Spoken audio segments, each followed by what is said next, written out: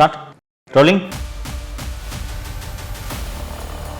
இந்த திமுக கவர்மெண்ட் அழிய போகுதுன்னா அதுக்கு முக்கியமான காரணம் போலீஸ் டிபார்ட்மெண்ட்ன்றதை நான் பல வீடியோக்களில் குறிப்பிட்டிருக்கிறேன். திமுக ஆட்சி செய்த இந்த 5 ஆண்டுகளில் 30 பேர் காவல்துறையால் காவல் நிலையத்திலேயே வைத்து அடித்து கொல்லப்பட்டிருக்கிறார்கள் என்று புள்ளி விவரங்கள் சொல்கின்றன. மார்ச் 6ஆம் தேதி ஆகாஷ் டெலிசன் அப்படின்ற ஒரு இளைஞனை அடித்து கொண்டுட்டாங்க. காவல்துறை எந்த குற்றவாளியை பிடிச்சாலும் அந்த குற்றவாளிகளோட காலை உடைக்கிறத வழக்கமாகவே வைத்திருக்கிறது. 306 கைதிகள் கை கால் உடைக்கப்பட்டு சிறையில் அனுமதிக்கப்பட்டிருக்கார். புழல் சிறையில் மட்டும் மே 2024 நான் கைது செய்யப்பட்ட போது என் கையை உடைச்சாங்கங்க சிறைக்குள்ள. மற்றவங்களை உடைச்சது மாதிரி கரெக்டாக உடைக்காம இந்த ஆகாஷ் டெலிசனோட காலை ஏடா கூடமாக உடைச்சிட்டு இருக்காங்க. காவல்துறைக்கு பொறுப்பாக இருக்கக்கூடிய அமைச்சர் யாருங்க? தமிழக முதலமைச்சர் தானே. இந்த ஆட்சியை நீங்கள் மீண்டும் கொண்டு வரப்போகிறீர்கள்? அன்பார்ந்த தமிழ் பெருங்குடி மக்கள் அத்தனை பேருக்கும் வணக்கம்.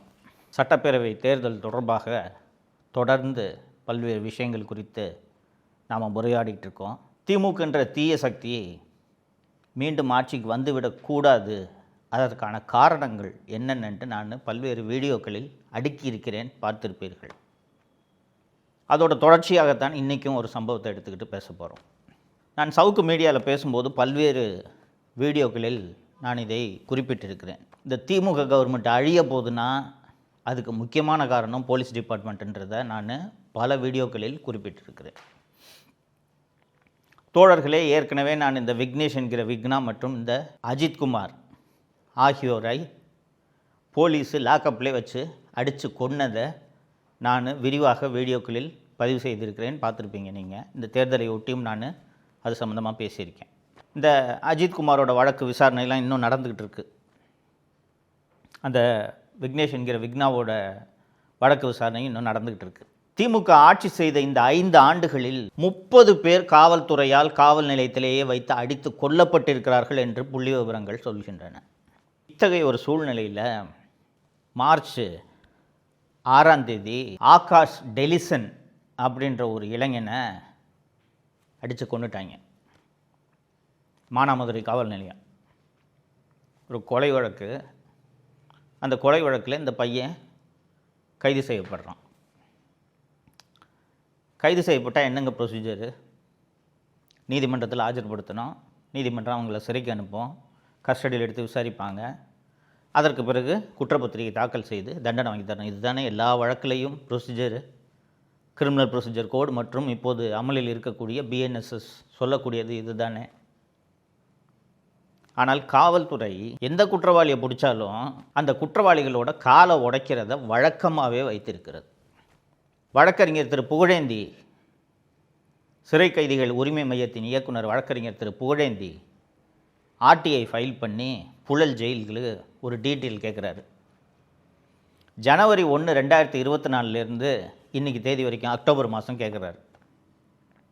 இன்றைக்கி தேதி வரைக்கும் கை கால் ஃப்ராக்சரோட எத்தனை கைதிகள் புழல் சிறையில் அனுமதிக்கப்பட்டிருக்கிறார்கள் அப்படின்னு ஒரு RTI அப்ளிகேஷன் போடுறாரு.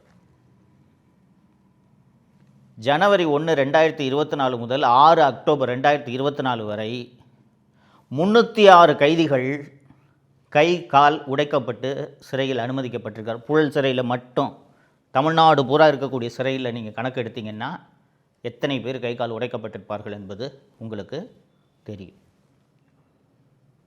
நான் பலமுறை சிறையில் இருந்திருக்கேன்ல.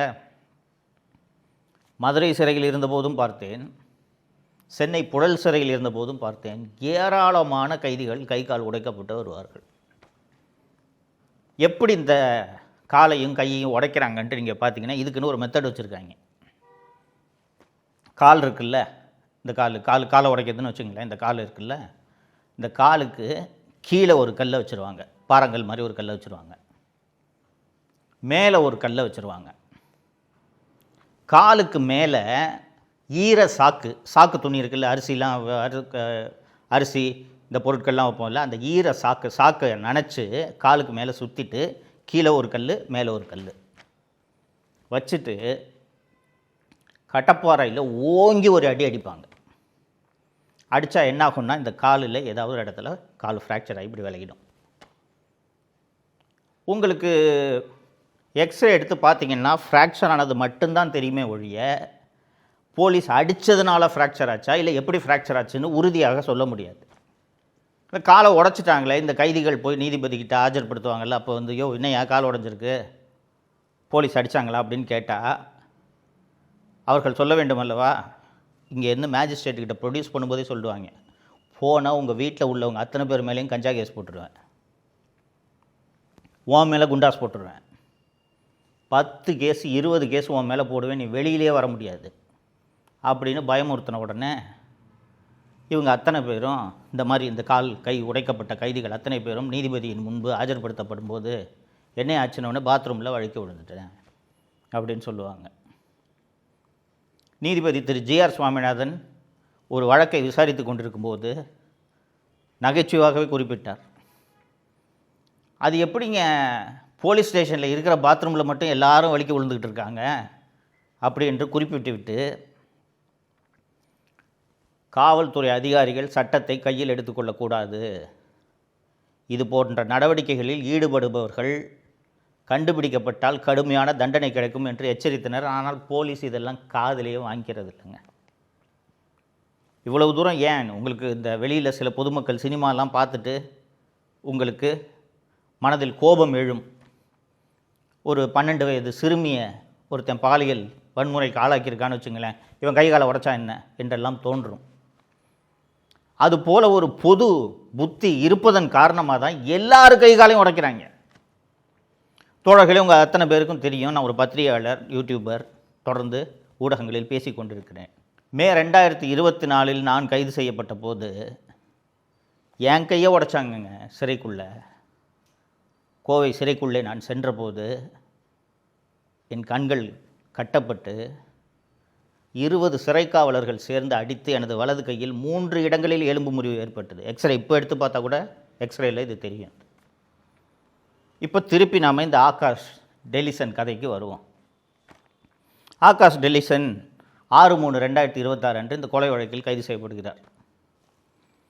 2 நாள் கழித்து மூச்சு திணறலால் ஆகாஷ் டெலிசன் இறந்து போய் விடுகிறார்னு தகவல் காவல்துறையால் பரப்பப்படுகிறது.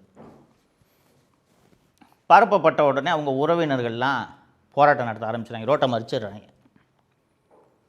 ரோட்டை மறித்த உடனே போலீஸ் பயந்து போய் உடனடியாக நீதித்துறை நடுவரோட விசாரணைக்கு உத்தரவிடுகிறார்கள்.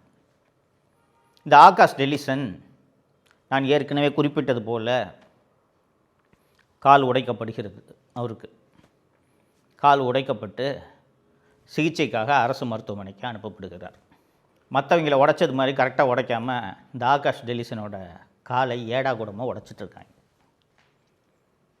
அந்த கால் உடஞ்சிச்சு இல்லையா, அதில் இரத்தப்போக்கு ஏற்பட்டு அதனாலேயே இந்த ஆகாஷ் இறந்து போய்விடுகிறார்.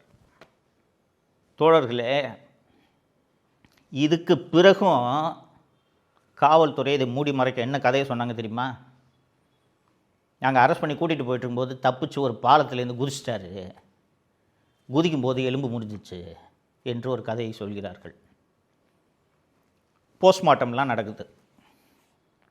போஸ்ட்மார்ட்டம் நடந்தால் போஸ்ட்மார்ட்டத்தில் அரசு மருத்துவர்கள் உண்மையை சொல்லுவாங்கன்ட்டு நம்பிக்கிட்டு இருக்கிறோம் இல்லையா? அரசு மருத்துவர்களும் இந்த ஆகாஷ் கொலையில் உண்மையை மறைப்பதற்கு துணை போயிருக்கிறார்கள். இந்த போஸ்ட்மார்ட்டம் செய்யும்போது ரத்தத்தை எல்லாம் மாதிரி எடுத்து சோதனை செய்வார்கள்ன்றது உங்களுக்கு தெரியும். ஆகாஷோட மரணத்தில் என்ன நடந்திருக்குன்னா, இந்த எலும்பு முறிவு ஏற்பட்டிருக்கிறது இல்லையா, இந்த எலும்பு உள்ள மஜ்ஜை இருக்கும் உங்களுக்கு தெரியும். அந்த எலும்பு மஜ்ஜை இரத்தத்தில் கலந்து இதயத்தில் அடைப்பை ஏற்படுத்தி இருக்கிறது. இந்த பிளட்டில் சாம்பிள் எடுத்து அதை டெஸ்ட் பண்ணோன்னா அந்த பிளட்டில் இந்த எலும்பு மஜ்ஜை கலந்துருக்குன்றது விஷயம் தெரிய வந்துவிடும். அதை வச்சே இந்த எலும்பு முறிவில் இந்த மாதிரி இது கலந்துருக்குன்றதெல்லாம் கண்டுபிடிச்சிடலாம். ஆனால் இது எதுவுமே அரசு மருத்துவர்களால் பதிவு செய்யப்படவில்லை. அதற்கு பிறகு ஒரு பாலத்திலேருந்து கீழே நீங்கள் உண்மையிலே விழுந்து கால் முறிவு ஏற்படுகிறதுன்னு வச்சுக்கோங்க, கரெக்டாக ஒரே ஒரு இடத்துல எலும்பு முறிவு மட்டுமா இருக்கும், சிராய்ப்பெல்லாம் இருக்காது. பாலத்து மேலேருந்து விழுறீங்க. இந்த ஆகாஷோட உடலில் அதுவும் இன்னொன்று, நீங்கள் பாலத்து மேலே இருந்தெல்லாம் குதிச்சிங்கன்னா கண்ணா புண்ணா நடக்கும் ஃப்ராக்சரு. கரெக்டாக இந்த ஒரு இடத்துல இப்படி கிராக் இருக்க மாதிரியா ஃப்ராக்சர் விழும். ஆனால் ஆகாஷோட காலில் கரெக்டாக ஒரே ஒரு எலும்பு முறிவு தான் இருக்குது. பாலத்திலேருந்து விழுந்து ஏற்பட்ட எலும்பு முறிவு போல இல்லை. இந்த விஷயத்தையும் அரசு மருத்துவர்கள் மூடி மறைத்திருக்கிறார்கள். இப்போது இந்த வழக்கு சிபிசிஐடி விசாரணைக்கு அனுப்பப்பட்டிருப்பதாக செய்திகள் தெரிவிக்கின்றன. சிபிசிஐடி மட்டும் என்ன மகாராஷ்டிரா மாநில அரசின் கீழே வேலை செய்யுது அல்லது கர்நாடக அரசின் கீழ் வேலை செய்கிறதா? இதுவும் தமிழக முதல்வரின் கீழ் தானே வேலை செய்கிறது. எப்படி உண்மையை கண்டறிவார்கள்? மடப்புரம் கோவில் காவலாளி அஜித்குமாரின் வழக்கை போலவே இந்த வழக்கும் சிபிஐக்கு போனால் மட்டும்தான் இந்த விஷயத்தில் உண்மை வெளியே வரும். தோழர்களே, காவல்துறை என்பது நம்மளோட பாதுகாப்புக்கு இருக்கா, இல்லை காவல்துறையை பார்த்து நாம் அஞ்சுறதுக்காக காவல்துறை இருக்கா? இப்போ நான் 30க்கும் மேற்பட்ட காவல் மரணங்கள் நடந்திருக்கின்றன என்று சொன்னேன். அப்புறம் இந்த புழல் சிறையில் 300க்கும் மேற்பட்ட கைதிகளோட கைகளும் கால்களும் முறிக்கப்பட்டிருக்கின்றன விபரத்தெல்லாம் நான் சொன்னேன். இந்த காவல்துறைக்கு பொறுப்பாக இருக்கக்கூடிய அமைச்சர் யாருங்க? தமிழக முதலமைச்சர் தானே. அதிமுக ஆட்சி காலத்தில் சாத்தான்குளத்தில் பென்னிக்ஸ் மற்றும் ஜெயராஜ் அடித்து கொலை செய்யப்பட்ட போது திமுக குடும்பத்தில் இருக்கிற அத்தனை பேரும் வீட்டுக்கு போய் ஒப்பாரி வச்சாங்க. ஐயையோ இப்படி கொலை செய்து விட்டார்களே, ஐயையோ இப்படி கொலை செய்து விட்டார்களே. நான் ஏற்கனவே குறிப்பிட்டது போல விக்னேஷ் என்கிற விக்னா என்ற நபரின் கஸ்டோடியல் டெத்து சமயத்தில் சட்டமன்றத்தில் பேசிய முதல்வர், என்னுடைய ஆட்சியில் இது போல் நான் நடக்க விட மாட்டேன் அப்படின்னார். இதோட எத்தனாவது டெத்துங்க இது? அப்போ எதை பற்றியும் கவலைப்படாமல் காவல்துறை தொடர்ந்து இந்த கையகால முறிக்கிறத இதே வேலையாக வச்சுக்கிட்டு இருக்காங்கன்னா இவர்கள் காவல்துறையினரா ரவுடிகளா?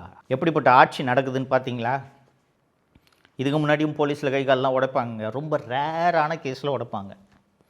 ஏதாவது ஒரு குழந்தைய பாலியல் வன்முறைக்கு ஒருத்தர் ஆளாக்கியிருக்கான்னு வச்சுக்கோங்களேன், மக்களின் கோபத்தை தணிப்பதற்காக அந்த மாதிரி உடைச்சிட்டு புகைப்படத்தை வெளியிடுவாங்க. இப்போ பார்த்திங்கன்னா இந்த கையை காலை உடைக்கிறத இதே வேலையாக காவல்துறை வச்சுருக்கு. தமிழகம் முழுக்க இது நடக்கிறது. கையை காலை உடைங்க இதுக்குன்னே ஸ்பெஷலிஸ்ட்டு, ஒவ்வொரு ஸ்டேஷன்லேயும் ஸ்பெஷலிஸ்ட் வச்சுருக்காங்க. நான் இந்த சிறையில் இருந்தபோது என்னோடு இருந்த கைதிகளிடம் கேட்டேன், எப்படிப்பா உடைப்பாங்க அப்படின்ட்டு. அண்ணா இது அப்போ தான் இதை சொன்னாங்க, அண்ணா கீழே ஒரு காலை வச்சுருவாங்கண்ணே, கீழே ஒரு கல்லை வச்சுருவாங்கண்ணே, மேலே ஒரு கல்லை வச்சுருவாங்கண்ணே, ஈர சாக்கு துணியை போட்டு சுற்றி கடப்பாறை வச்சு ஓங்கி அடிப்பாங்கண்ணே, டக்குன்னு எலும்பு முறிஞ்சிரும்ண்ணே அப்படின்னு. சரி, எதற்காக காவல்துறை இதை செய்கிறார்கள் என்று நீங்கள் யோசித்து பார்த்தால், இப்படி கையை காலை முறிச்சிட்டா குற்றங்கள் குறைந்து விடுமா, போலீஸ்கிட்ட மாட்டோன்னா கையை காலை உடைச்சிருவாங்க அப்படின்ட்டு பயந்து குற்றங்களில் ஈடுபட மாட்டார்களாம், குற்றங்கள் குறைந்து விடும் அப்படின்றது இவங்க சொல்கிற ஒரு தியரின்னு வாதத்துக்கு வச்சுக்குவோம்.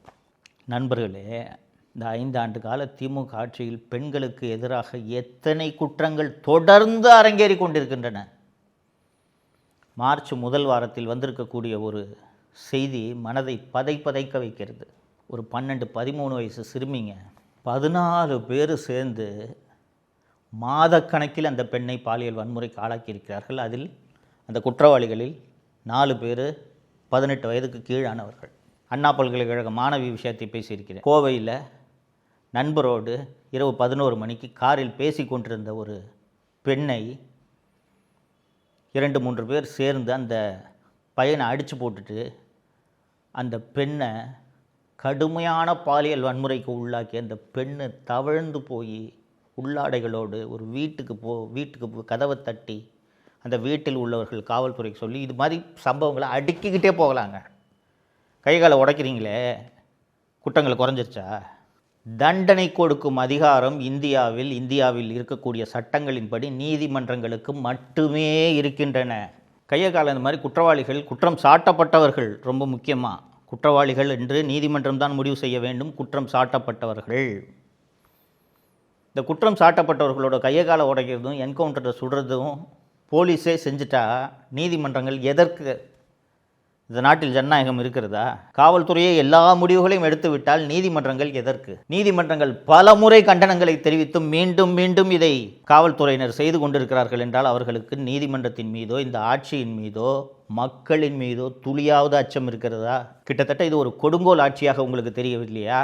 இப்போ தான் இந்த விக்னேஷ் என்கிற விக்னா விஷயத்திலையும் அதற்கு பிறகு நடந்த சில கஸ்டோடியல் டெத்துலையும் மடப்புரம் அஜித்குமார் விஷயத்திலையும் சம்மந்தப்பட்டவர்கள் கைது செய்யப்பட்டு அந்த காவல்துறையினருக்கெல்லாம் கிட்டத்தட்ட அந்த அஜித்குமார் வழக்கில் எல்லாம் கைது செய்யப்பட்ட 6 பேரும் கிட்டத்தட்ட 6-7 மாதமாக ஜெயிலில் இருக்காங்க. ஜாமீனே கிடைக்காதவங்களுக்கு நீதிமன்றம், அதுவும் குறிப்பாக அவர்கள் ஜாமீன் தாக்கல் செய்த போது மதுரை உயர்நீதிமன்ற நீதிபதி ஸ்ரீமதி அவர்கள் இவங்களுக்கெல்லாம் கடைசி வரைக்கும் ஜாமீன் கொடுக்கக்கூடாது. போலீஸே இப்படி ஒருத்தனை அடித்தே கொலை பண்ணாங்கன்னா இதெல்லாம் என்னங்க நியாயம் என்று அவரது ஆதங்கத்தை நீதிமன்றத்திலேயே வெளிப்படுத்தினார்.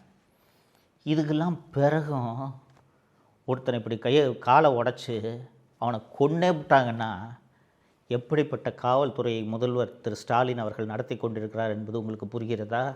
இந்த ஆட்சியையா நீங்கள் மீண்டும் கொண்டு வரப்போகிறீர்கள்? இந்த ஆட்சி தொடரலாமா? திமுகவோட கூட்டணி கட்சியாக இருக்கக்கூடிய கட்சி மார்க்சிஸ்ட் கம்யூனிஸ்ட் கட்சி மற்றும் இந்திய கம்யூனிஸ்ட் கட்சி.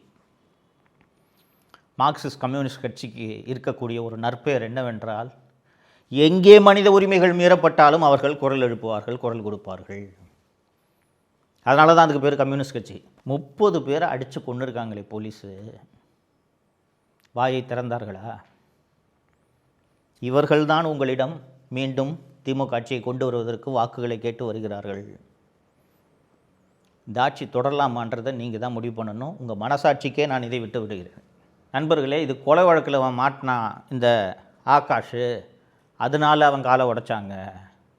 ஒருத்தன் செயினை அறுத்துட்டான், அதனால் அவன் கையை உடைச்சாங்கன்ட்டுலாம் நீங்கள் நியாயப்படுத்துனீங்கன்னா, நாளை நீங்கள் கைது செய்யப்படும் போதும், பொய் வழக்கில் கைது செய்யப்பட்டாலும் உங்கள் கைகளையும் கால்களையும் காவல்துறை உடைக்க தயங்காது. காவல்துறை காட்டு மிராண்டி துறையாக தமிழக திமுக அரசின் கீழ் மாறிவிட்டது என்பதை நீங்கள் நினைவில் வைத்துக் கொள்ள வேண்டும். இந்த தேர்தல் எவ்வளோ முக்கியமான தேர்தல் என்பதை நான் தொடர்ந்து பல வீடியோக்களில் உங்களுக்கு மீண்டும் மீண்டும் உணர்த்தி கொண்டிருக்கின்றேன். தமிழகத்தின் எதிர்காலம் மற்றும் நமது சந்ததியினரின் எதிர்காலம் தொடர்பான தேர்தல் இது என்பதை மறந்து விடாதீர்கள். இதை எல்லாத்தையும் நினைவில் வச்சுக்கிட்டு திமுகன்ற தீய சக்தி தப்பித்தவறி கூட ஆட்சிக்கு வந்துவிடக்கூடாது என்பதற்கு என்ன செய்ய வேண்டுமோ அது உங்களுக்கு தெரியும், செய்வீர்கள் என்று நம்புகிறேன். மீண்டும் இன்னொரு வீடியோவில் சந்திப்போம். நன்றி. தமிழகத்தை காப்போம்.